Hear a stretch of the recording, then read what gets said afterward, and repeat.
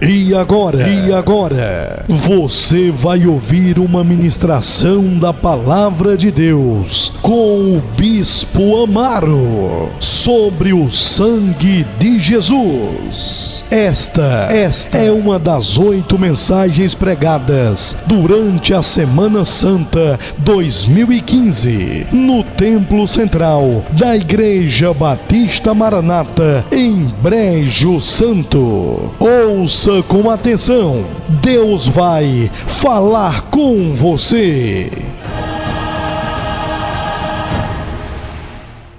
João capítulo 20, a partir do 24 em diante, diz assim: Ora, Tomé, um dos 12, chamado Dídimo, não estava com eles quando Jesus veio. Disseram-lhe então os outros discípulos: Vimos o Senhor. Mas ele respondeu: Se eu não vir nas suas mãos o sinal dos cravos, e ali não puser o dedo, e não puser a mão no seu lado, de modo algum acreditarei. Passados 8 dias, estavam outra vez ali reunidos os seus discípulos e Tomé com eles. Estando as portas trancadas, veio Jesus e pôs-se no meio deles e disse-lhes: Paz seja convosco. E logo disse a Tomé: Põe aqui o dedo e vê as minhas mãos. Chega também a mão e põe-na no meu lado. Não sejais incrédulo, mas crente. Respondeu-lhe Tomé: Senhor meu e Deus meu. Disse-lhe Jesus: Porque me viste, crestes. Aliás, porque me viste, creste? É uma pergunta. Bem-aventurados os que não viram e creram, e todos dizem amém. Queridos, a mensagem desta noite é baseada nesse texto, mas especialmente no verso 25, precisamente. Olha o que é que diz: Disseram-lhe então os outros discípulos. Eles disseram isto a Tomé. Disseram o quê? Vimos o Senhor. O que foi que eles disseram? Vimos o Senhor. Então prosseguimos. Mas ele, Tomé, respondeu: Se eu não vir nas suas mãos, nas suas mãos, o sinal dos cravos, e ali não puser o dedo, e não puser a mão ao seu lado, de modo algum acreditarei. Então Jesus, no verso 27, vai falar com Tomé. Ele chega e Tomé está. E logo disse a Tomé, Jesus disse a Tomé: Põe aqui o dedo e vê as minhas mãos. Tomé disse: Se eu não vir nas suas mãos os sinais dos cravos, de modo nenhum acreditarei. Aí Jesus chega e diz: Tomé, veja as minhas mãos. Ou seja, veja os sinais dos cravos. Alguém me ouve? Diga amém. Queridos, hoje é a 5ª noite da Semana da Paixão aqui na Igreja Maranata Central. Desde domingo que Deus tem falado conosco. Domingo nós iniciamos a semana mostrando para a igreja que sem derramamento de sangue não pode haver remissão de pecados. Para nós sermos remidos, Jesus precisou derramar o seu sangue.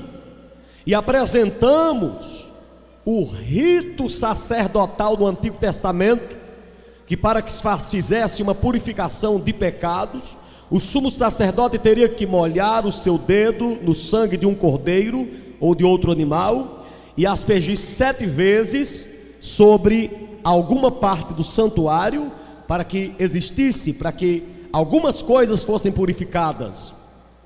E então o escritor aos Hebreus disse: quase todas as coisas são purificadas com sangue, e sem derramamento de sangue não pode haver remissão de pecados. E então, a partir de segunda-feira, nós começamos a mostrar os derramamentos de sangue que Jesus Cristo teve. Desde o Getsêmani, estamos desenrolando tudo até domingo chegarmos no último derramamento de sangue, que foi o momento em que Jesus Cristo teve uma hemorragia interna, em que seu sangue foi derramado para dentro dele mesmo. Nós já apresentamos que ele derramou o seu sangue no Getsêmani, na agonia, na pressão psicológica que ele teve, na maior pressão que alguém poderia ter. Já apresentamos que ele derramou o seu sangue quando foi açoitado. Ele foi açoitado. Já apresentamos ontem à noite, terça-feira à noite, apresentamos para os irmãos que ele foi chicoteado, e ontem à noite que ele foi coroado. Então, até aqui, nós mostramos o primeiro derramamento de sangue, que foi na sua agonia no Getsêmani, quando ele estava em agonia. Apresentamos o segundo derramamento de sangue, quando lançaram 40 chibatadas em suas costas, provocando 360 ferimentos. E ontem à noite apresentamos a coroa de espinhos, que certamente cerca de 40 desses espinhos entraram no seu crânio, fazendo assim cerca de 400 buracos no seu corpo.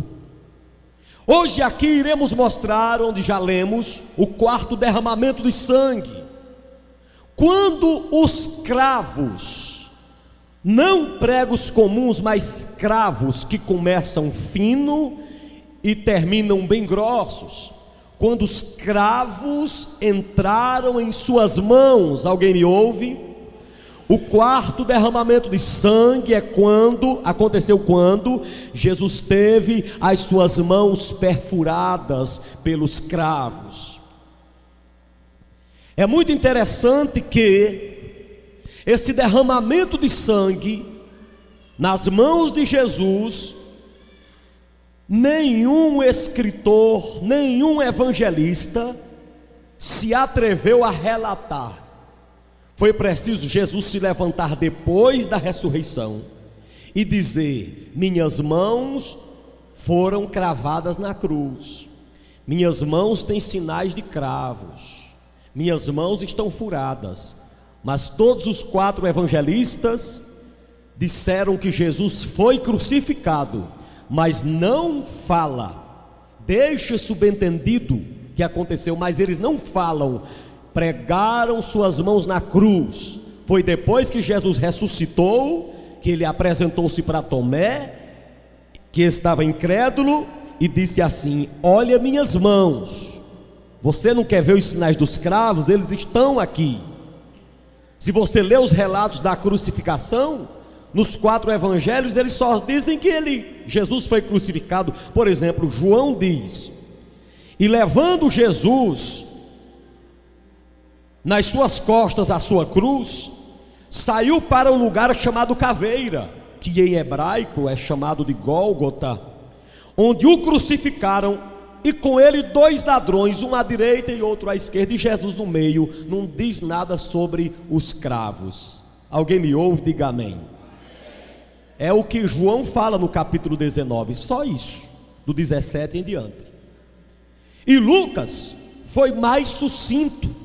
Ele só disse assim: e quando chegaram ao lugar chamado Caveira, ali o crucificaram, e aos malfeitores um à direita e outro à esquerda. É o que Lucas diz, apenas isso no capítulo 23, verso 23.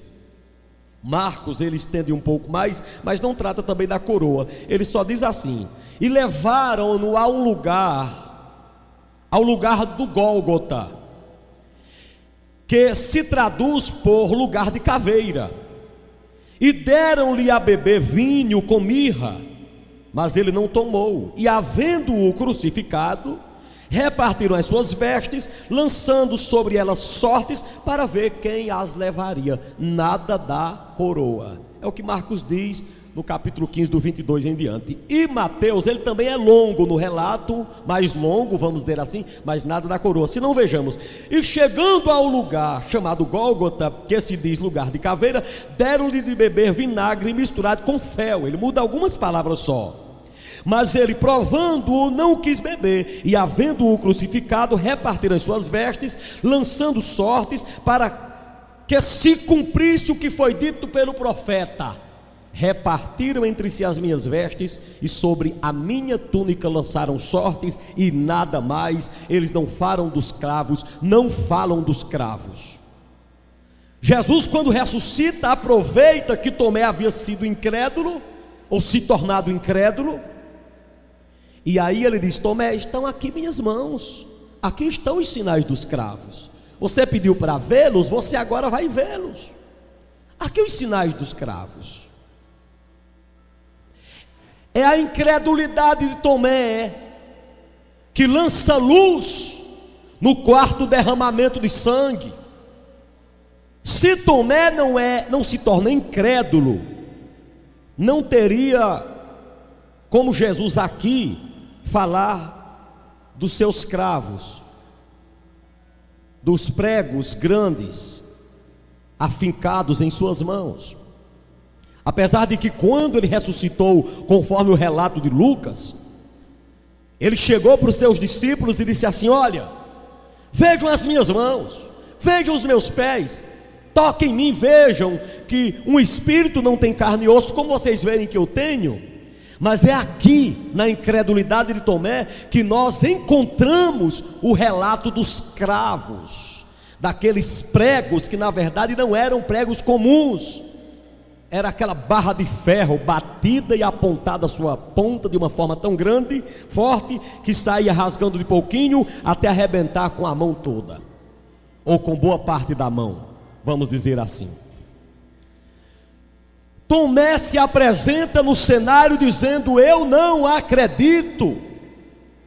E eu gostaria que você pensasse direitinho no texto que eu li. Jesus havia ressuscitado, havia se apresentado aos seus discípulos, inclusive havia soprado o Espírito Santo sobre os seus discípulos. Mas a Bíblia diz que Tomé não estava no meio. Toda atenção é pouca, alguém me ouve? Tomé não estava no meio. Depois que Tomé chega, nós lemos aí no texto, precisamente no verso 25, que os discípulos disseram uns aos outros: vimos o Senhor. Os discípulos chegam para Tomé e diante de Tomé dizem: Tomé, nós vimos o Senhor. Aí é a partir daqui que Tomé vai desenvolver, ou pelo menos deixar manifestada, a sua incredulidade, dizendo: se eu não vi, e se eu não tocar, eu não vou acreditar. Para eu crer, eu preciso ver e preciso acreditar. Toda atenção é pouca aqui para algumas coisas. Tomé se tornou incrédulo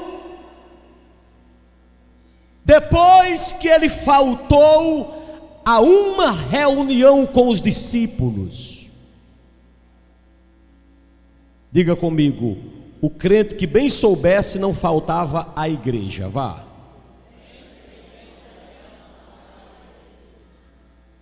Eu sei que quando essas coisas são confessadas, os irmãos que faltam à casa de Deus por necessidade não ficam nem um pouco chateados, e nem achando que Deus falou com ele e o repreendeu, porque tem horas que não dá.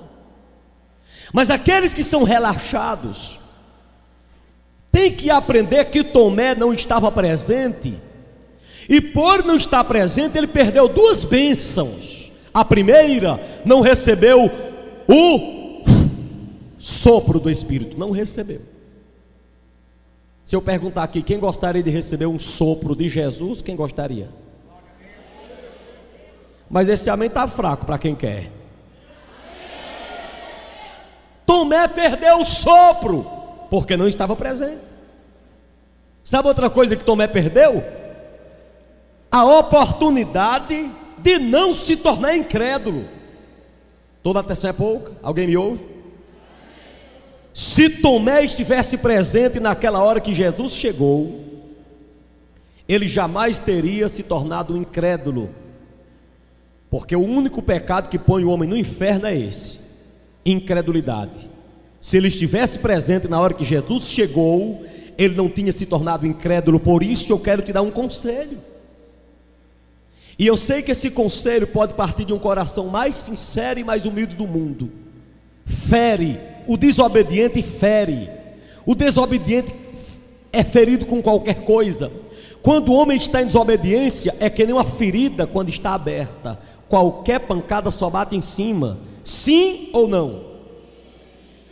Se Tomé estivesse ali, ele não teria passado por esse vexame, essa vergonha de ser chamado de incrédulo. E até hoje, quando alguém fala em Tomé, só se lembra de uma coisa: ele foi incrédulo. Tem coisas que mancham a vida da gente para sempre. Parece, gente, que o erro, ainda que depois seja perdoado por Jesus, o erro sempre fica acompanhando de alguma maneira. Se você disser assim, apóstolo Pedro, muitos não se lembram que ele curava alguém com a sombra, curava com a imposição de mãos, vão logo lembrar que ele negou Jesus por 3 vezes. Por isso o conselho que eu te dou é: anda na linha e procure não errar. Tomé faltou e recebeu sobre ele a triste oportunidade de pecar. Porém ele lança luz sobre o quarto derramamento de sangue, porque ele disse que queria ver os sinais dos cravos. A outra coisa que eu gostaria de dizer é que a incredulidade de Tomé foi manifestada, infelizmente, por um grande relato, um relato especial, um relato que era para trazer alegria, olhe para cá, um relato que era para trazer fé, olhe para cá, trouxe incredulidade. Qual foi o relato? Os discípulos viram Jesus, conversaram com Jesus, chegaram para Tomé e disseram assim: Tomé, nós vimos o Senhor. Tem notícia maior do que essa? Tem uma notícia melhor do que essa? Oh, irmão, mas essa notícia foi recebida por Tomé de uma forma terrível. Naquela hora ele, se é de ter dito, oh glória a Deus, ele disse, não acredito. Você já imaginou como é que existem pessoas dentro da igreja? E não é de hoje, que você pode contar, pode mostrar, pode dizer que viu. Ele sempre diz, eu não acredito, eu não creio e nem quero crer nisso. Tomé acreditava que as mãos de Jesus haviam sido perfuradas. Ele acreditava. Escute, ele cria que as mãos de Jesus haviam sido furadas. Ele cria, porque ele disse assim: se eu não vi os sinais dos cravos. Quer dizer que ele cria que as mãos tinham sido perfuradas. O que ele não cria era que aquelas mãos perfuradas estavam vivas, preparadas para voltar a abençoar. Ele não cria. Mas eu pergunto a quem está aqui: você crê que os cravos ultrapassaram as mãos de Jesus? Acredita ou não? Então amém, até aqui Tomé está com você, muito bem. Agora daqui para frente você pode estar na frente de Tomé. Você crê que aquelas mãos estão ativas para abençoar? Tomé não cria. Se eu não vir, eu não creio. Uma outra coisa que temos que dizer a respeito de Tomé, toda atenção é pouca, para você não perder nada, é que Tomé aqui, Ele não apresenta, pastor José, uma simples dúvida. Nem sempre ter dúvida é pecado. A dúvida pecaminosa é aquela que é a mesma coisa de incredulidade. Mas dúvidas, no sentido real da palavra, que não envolve incredulidade, todo mundo tem. Tomé não disse assim, ele não disse assim: eu tenho dúvida se vocês viram ou não. Não foi isso que ele disse.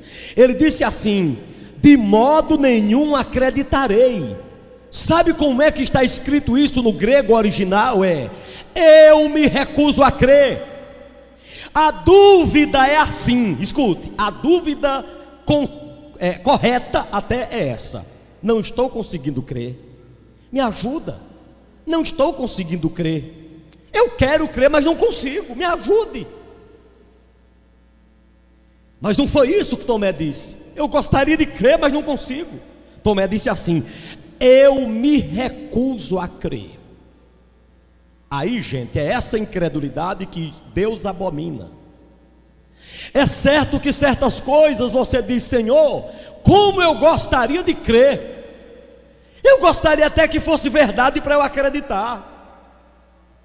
Mas você não vai dizer: eu me recuso a crer. Hoje eu pensei aqui em algumas coisas. Por exemplo, meus pais, meus avós diziam que antigamente na sexta-feira santa, muitas pessoas que iam tentar cavar alguma cova para plantar algum legume, recebiam alguns exemplos de, ao abrir aquela cova, ter sangue lá. Quem já escutou essas histórias? Abriu a cova, tinha sangue. Quem escutou isso? Aí por isso que as pessoas não trabalham na Semana Santa. Alguém já ouviu coisas dessa natureza? Tu achas que eu vou dizer que eu me recuso a crer? Jamais. Eu vou dizer assim: eu gostaria que fosse verdade e gostaria de crer, mas duvidar no sentido de dizer é mentira de vocês, jamais, jamais. Eu tenho estudado há alguns anos a história do Santo Sundário, que é guardado por Roma. Você acha que eu, um mero Cícero Amaro, em relação aos grandes cientistas que estudam aquele tecido há dezenas de anos, você acha que eu sou alguém? Não. Eu posso até dizer assim: eu tenho dúvida para crer, mas eu jamais vou dizer aquele tecido não é. Você acha que eu vou contra a Roma, que guarda um espinho centenário, e eles afirmam era da coroa de Cristo? Você acha que eu vou bater o pé e dizer eu me recuso a crer, é coisa do Satanás, é coisa do diabo? Essa parte não vou dizer, apenas eu vou dizer: eu tenho muitas dúvidas e estou estudando. Portanto, uma coisa é você dizer assim: eu gostaria de crer, gostaria de ser verdade para eu acreditar, e outra coisa é você bater no pé e dizer assim: eu não acredito. Foi o que Tomé disse. Tomé disse assim: eu me recuso a acreditar. Em outras palavras, vocês estão mentindo. Outra coisa a ser dita sobre a incredulidade de Tomé é que essa incredulidade prova, é que Tomé, na sua incredulidade, ele prova que estava tão incrédulo quanto ao fato das mãos de Jesus, que ele lança um desafio para Jesus, que quase sempre Jesus não aceita desafios, mas dessa vez ele aceita. A incredulidade de Tomé, eu repito, levou-o a fazer um desafio. Qual foi o desafio? Eu quero ver e quero tocar. Mas alguém disse lá atrás: se o Senhor é Deus mesmo, faça um sinal para eu ver. Aí o que foi que Jesus disse? Não faça nenhum sinal. Se você quiser ver um sinal, lembre-se do profeta Jonas. Não faça nenhum sinal. Outros diziam: faça um milagre para ver se eu acredito. E Jesus não fazia. Ele quase não aceita esse tipo de desafio. Mas no caso de Tomé, que o acompanhou por muito tempo, Jesus disse: eu vou aceitar esse desafio. Ele está querendo ver a minha mão direita e a esquerda, pois eu vou lá onde ele está, e eu vou mostrar minhas mãos, vou mostrar os sinais dos cravos, e vou dizer a ele que ele precisa deixar de ser incrédulo e se tornar crente. Quem pode dizer amém? Isso foi um ato de misericórdia. Daqui a pouco Jesus Cristo estava num lugar, os discípulos estavam no lugar, e Jesus chega e diz: Shalom, aleluia. Quem pode dar glória a Deus? E Tomé estava no meio. Na primeira vez Tomé não estava, alguém me ouve? Mas agora Tomé estava. O Senhor Jesus ressuscitado entra e diz: Shalom, ou seja, paz seja convosco. E Tomé estava lá. Jesus esquece todos os 10 que estavam lá e caminhou para cima de Tomé e disse: Tomé, tu está pensando que eu não sei o que você disse aos discípulos? Senhor, quem foi que te disse? Toda a autoridade me foi dada no céu e da terra, Tomé. Agora eu vejo tudo, nem que alguém não me diga. Eu sou onipresente, onisciente, onipotente. Se você disser eu sei, se você pensar eu sei, eu recebi de volta os atributos que eu havia aberto mão, aleluia. Eu queria que até aqui você tivesse força suficiente para levantar suas duas mãos e dar glória a Deus desse lugar. Tomé, você disse que não cria. Eu aceito o desafio. Está aqui a minha mão direita e a mão esquerda. Toca aqui, põe a mão, põe o dedo no lugar do cravo.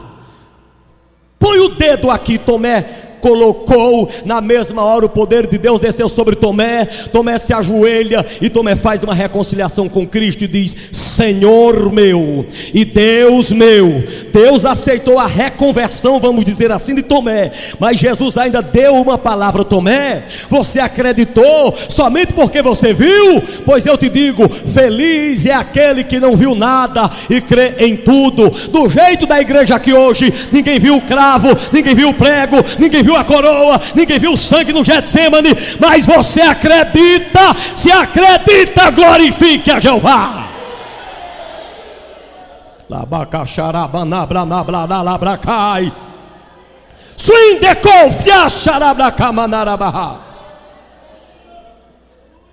O mais interessante que eu acho,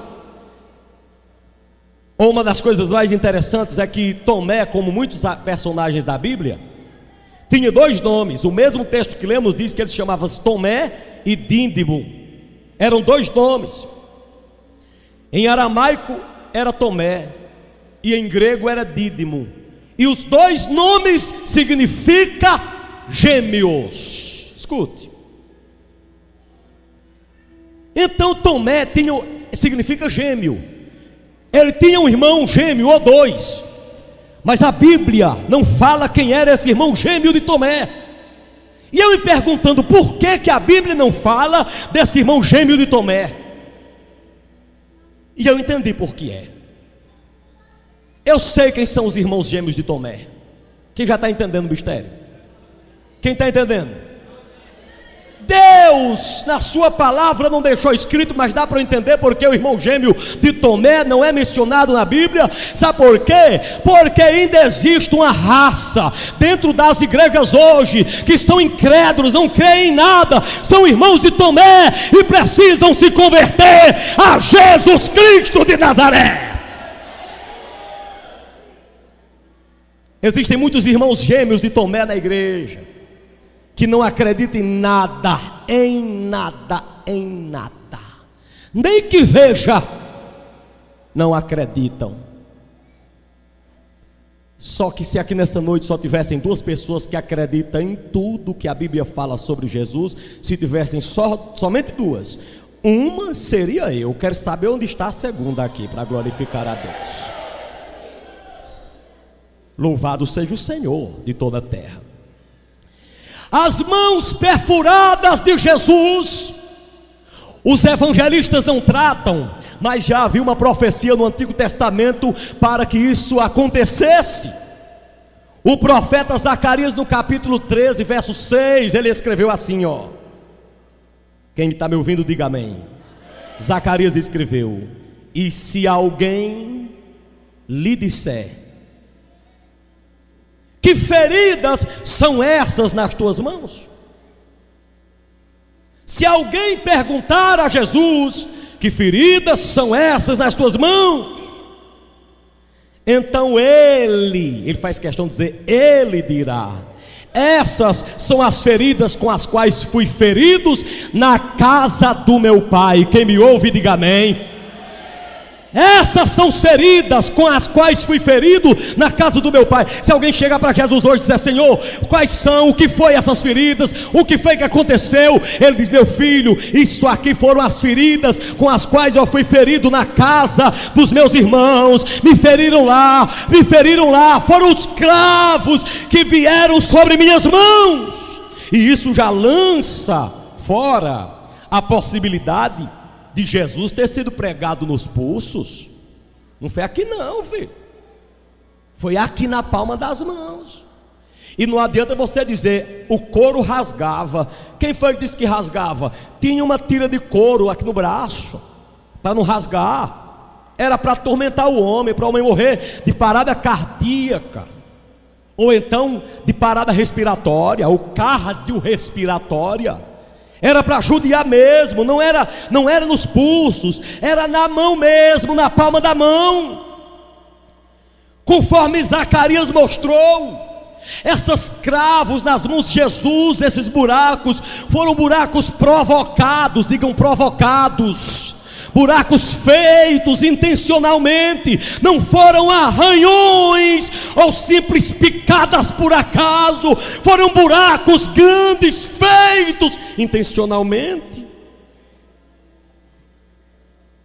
Mas uma coisa interessante que ele diz assim: ferido nas minhas mãos, na casa dos meus amigos. Como, meu Deus do céu, que eu fui ferido nas mãos, na casa dos meus amigos? Eu poderia lembrar também da profecia do salmista, quando falou sobre Judas. Ele já dizia o quê? O meu amigo íntimo levantou contra mim o seu calcanhar. Junta com Zacarias: fui ferido em minhas mãos na casa dos meus amigos. Jesus chamar um inimigo de amigo, pode ter certeza que essa palavra amigo com Judas e com aqueles que bateram nele, o silêncio, e quando abria a boca era para chamar de amigo, pode ter certeza que foi mais uma tortura. E você, uma tortura para quem lhe batia, para quem lhe entregou.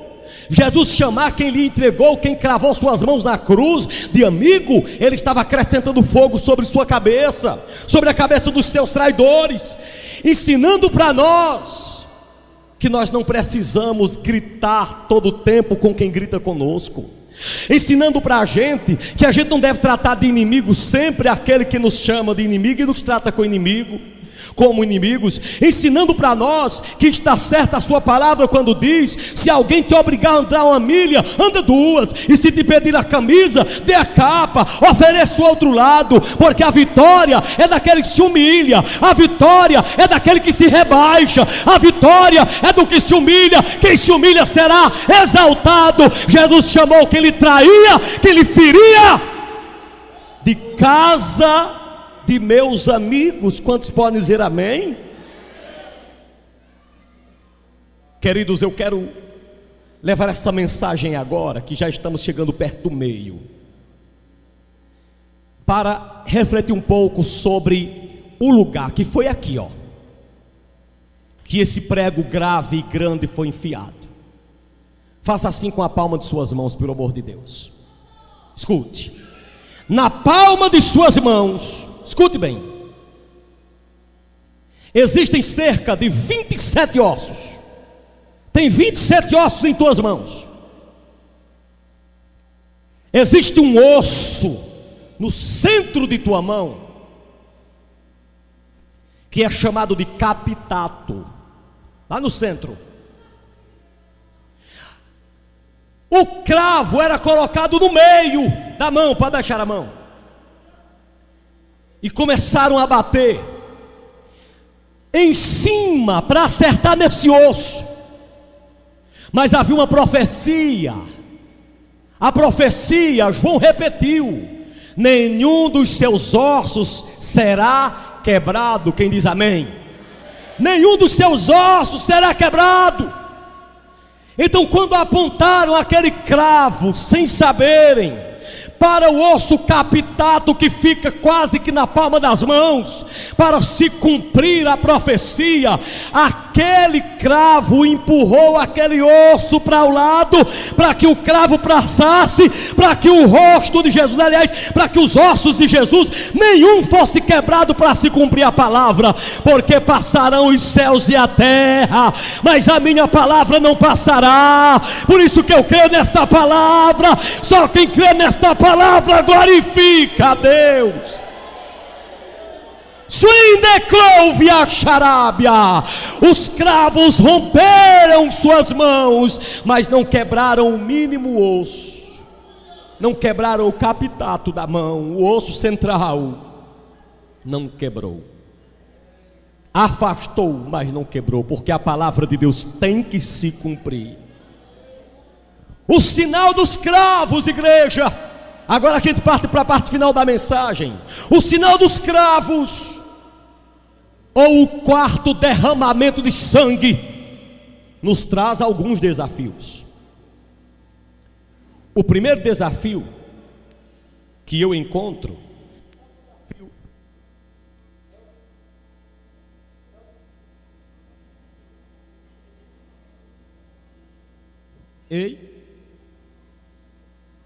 é o desafio de acreditar. Eu sou desafiado por esse texto a ser crente de verdade, e não pela metade. O Senhor diz: Tomé, você viu? Vi. Bem-aventurado é aquele que não vê e crê. Você está desafiado a crer em tudo que as Escrituras falam sobre os cravos de Jesus. Digam amém. Você aceita o desafio de crer? Diga glória a Deus. Porque acreditar, queridos, conquista o coração de Deus. Eu também sou desafiado por esse texto sagrado. Os cravos de Jesus me desafiam também a não somente eu crer, mas experimentar a paz. Diga experimentar a paz. Quando Jesus chega para mostrar os sinais dos cravos, a primeira coisa que ele diz para os seus discípulos é Shalom. Repete.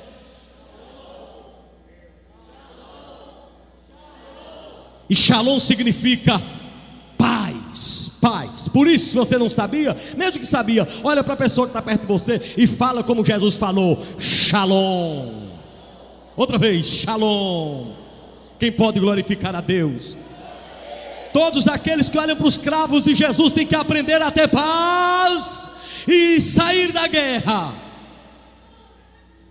Os cravos de Cristo também me desafiam a manter firme a minha fé de que o quarto derramamento de sangue tinha um significado muito importante para a minha vida, os quais eu passarei para você agora.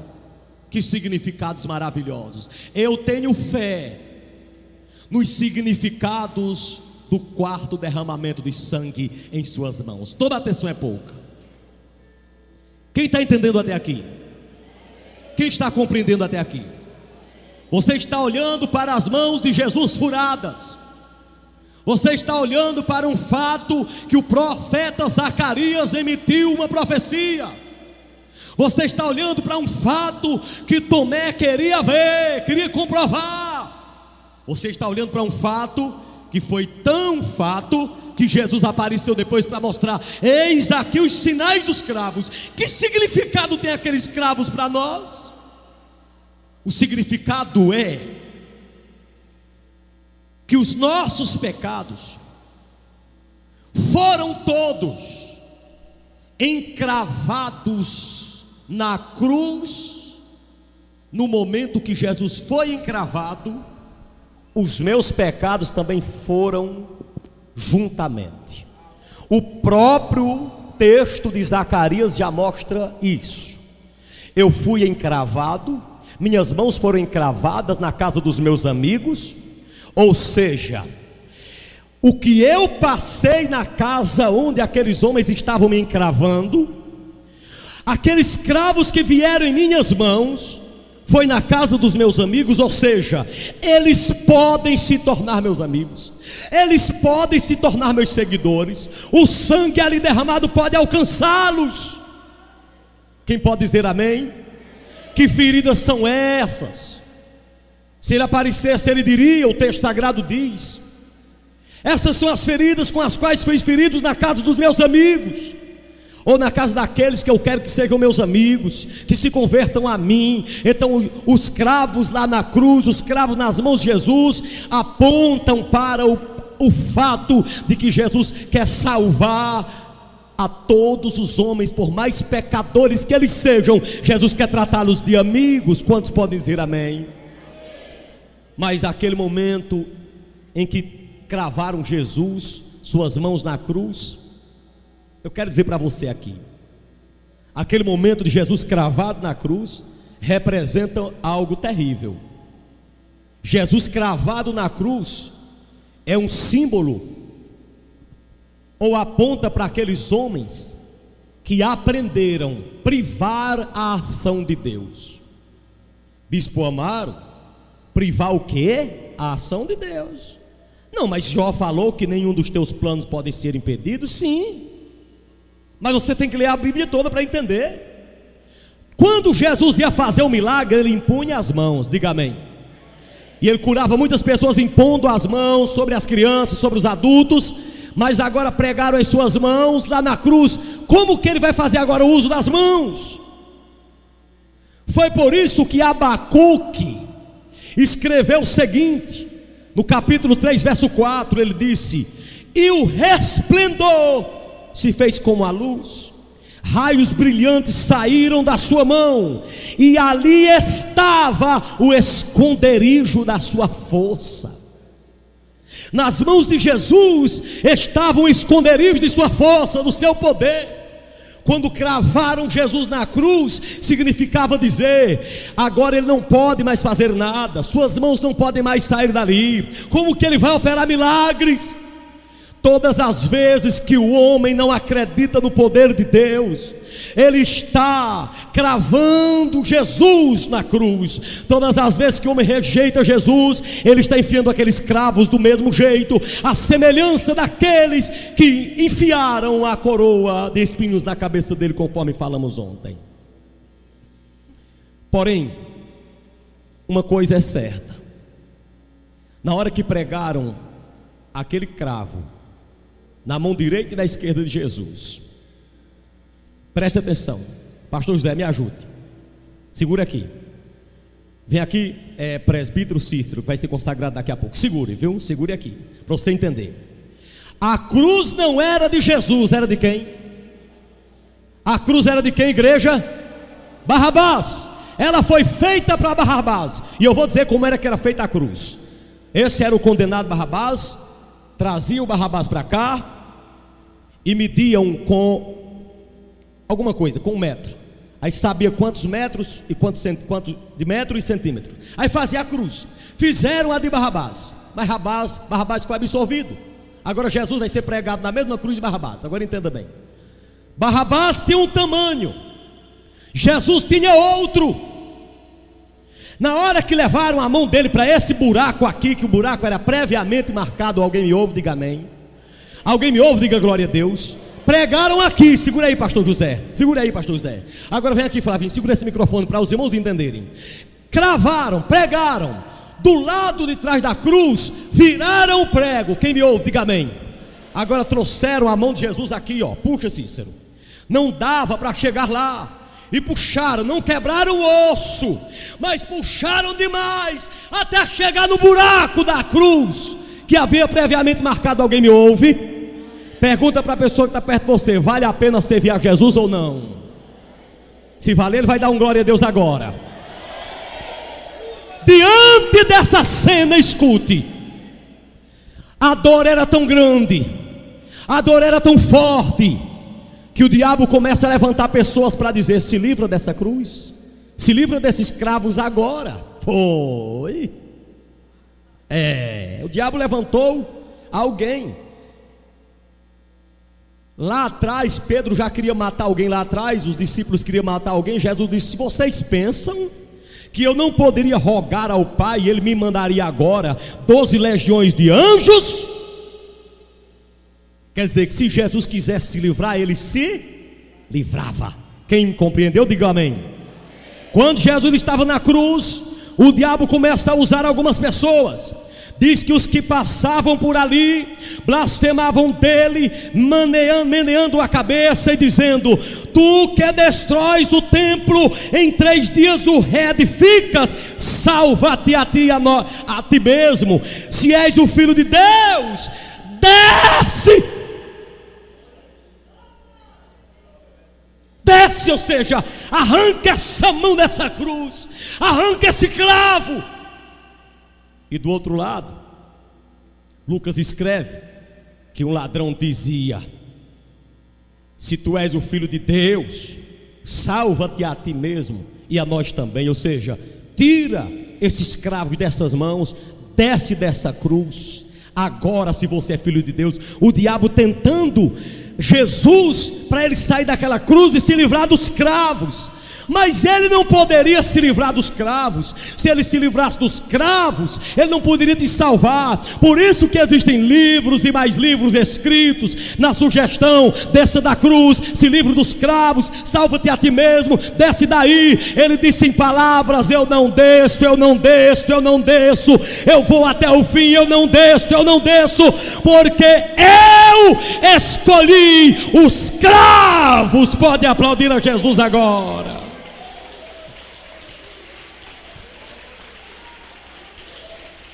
Oh, louvado seja o nome do Senhor.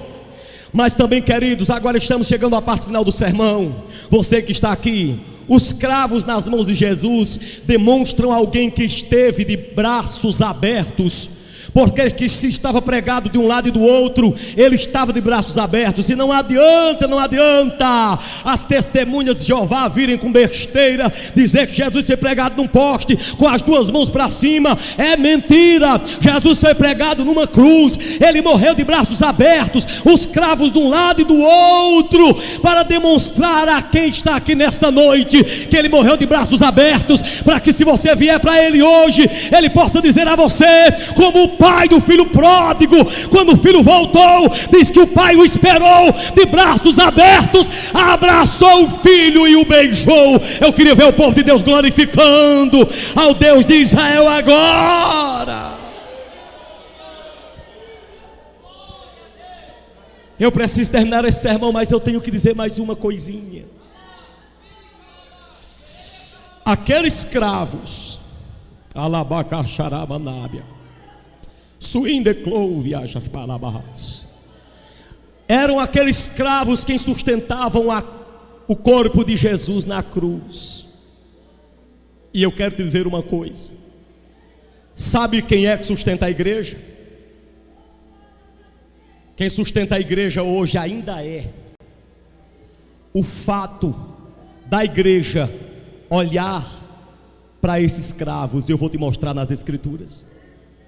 Aqueles escravos sustentavam o corpo de Jesus, e hoje o corpo de Jesus é a igreja. Pode ter certeza que onde você lê nas cartas paulinas, Jesus é o cabeça e a igreja é o corpo. Quem pode dizer amém? Por isso que quando alguém disser eu quero Jesus, mas não quero a igreja, ele está morto e um pau por cima. Porque tem que ter Jesus, mas tem que ter também a igreja. A igreja é o corpo de Cristo. Os cravos sustentavam o corpo de Jesus, e hoje a igreja, que é o corpo de Jesus, só se sustenta se olhar também para os cravos. O escritor aos Hebreus escreveu, lá no capítulo 12, do 1 ao 13, escute.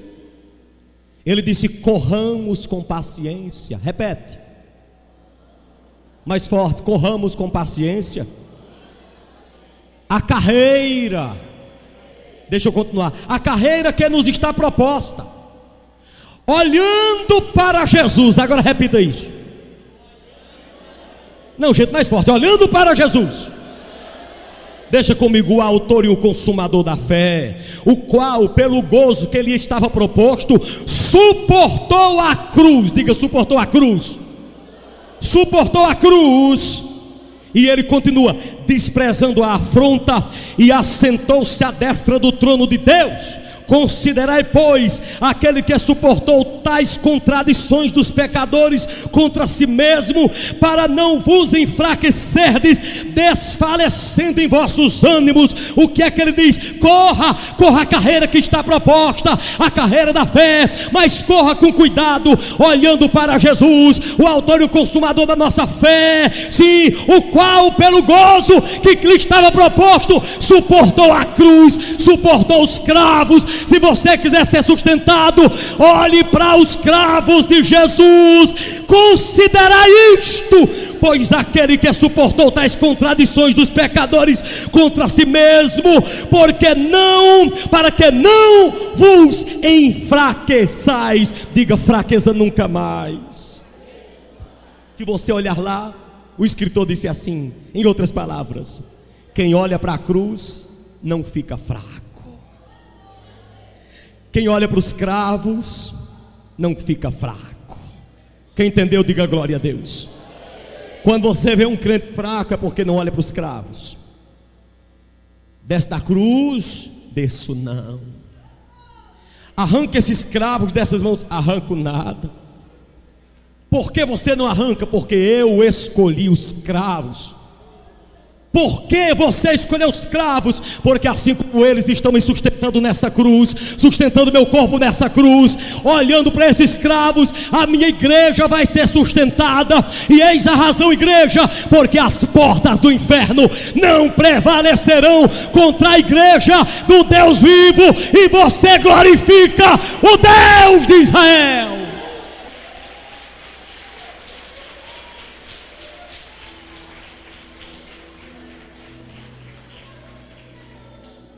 Irmãos, não por obras de justiça que havéssemos feito, mas segundo a sua misericórdia, Jesus Cristo nos salvou pela lavagem da regeneração e da renovação do Espírito Santo, para que abundantemente derramou sobre nós por Jesus Cristo nosso Salvador, para que, sendo justificados pela sua graça, sejamos feitos herdeiros segundo a esperança da vida eterna.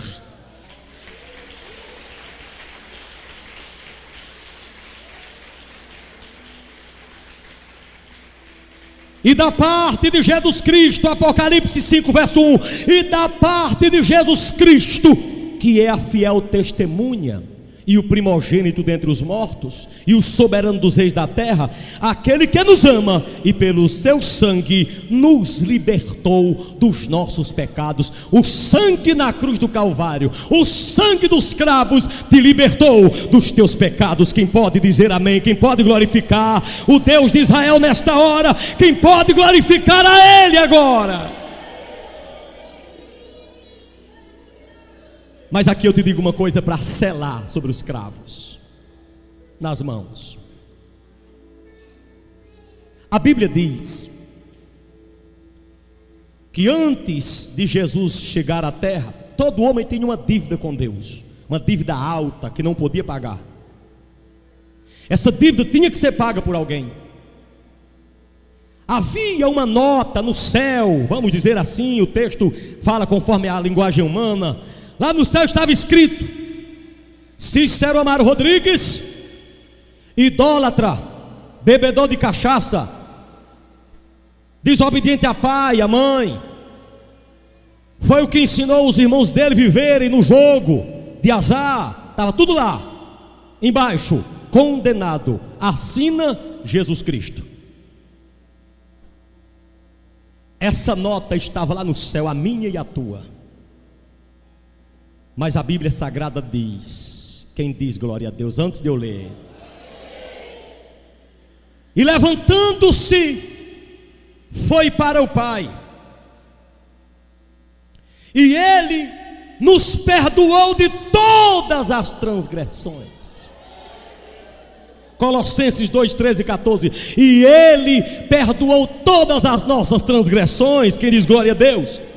E diz, olha lá, e cancelou. Eita, rasgou. Pode aplaudir, mas eu vou continuar. Aplauda mais forte. Labacaxi. Vou dizer de novo.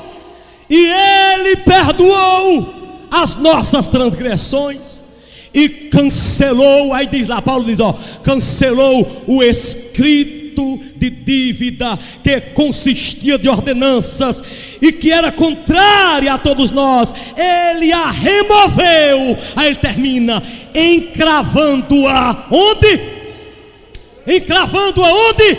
Na cruz. E as palmas louvam a Jesus de Nazaré. Bata palmas mais forte.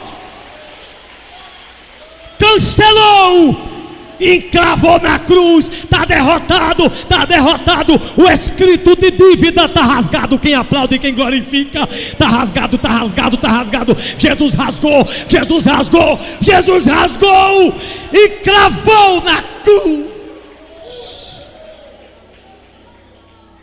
Rasgou, está rasgada a sua dívida.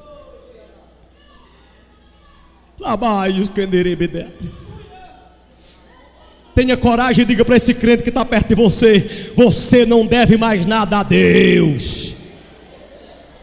Está falando do sentido de pecado, viu? Claro que você merece dar a Deus, você deve dar sua adoração, seu louvor, seu dízimo, sua oferta. Está falando de questões de problema. Você não tem mais problema com Deus. Diga para a pessoa que está perto de você: você não tem mais problema com Deus. Só quem crê dê glória a Deus agora. Você não tem mais problema com Deus. Você pode ter problema com você. Por exemplo, se você não quiser aceitar Jesus, você está num problema grave. Se você não quiser aceitar Jesus, você está num problema terrível com você. Se encrenca com Deus se quiser, mas Ele já rasgou o escrito de dívida. O que é que você tem que fazer só? Toma posse dessa carta de alforria. Será se tem alguém aqui desviado que gostaria de voltar para Jesus agora? Voltar para a casa de Deus, voltar para Jesus. Desse lado ou desse lado? Será se tem alguém que está desviado e quer voltar para Jesus? Se quer, levante sua mão onde você estiver. Tem alguém que queira voltar para Jesus? Eu faço uma segunda pergunta: será se tem alguém? Voltar ou aceitar? Aceitar? Corra para cá, filho. Pode subir. Suba. Pode glorificar a Jesus. A mensagem da cruz é forte.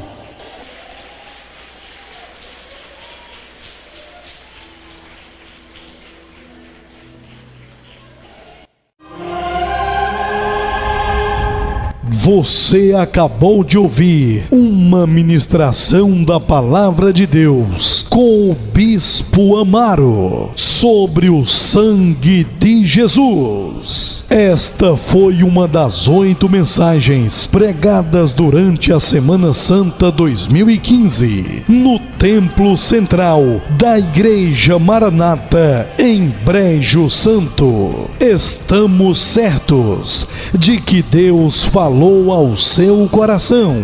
Portanto, perguntamos: você deseja aceitar a Jesus como seu Salvador e Senhor? Você deseja voltar a ser um servo dele? Se sua resposta for sim, procure o quanto antes uma igreja séria, onde você possa servir a Deus de coração. Amém.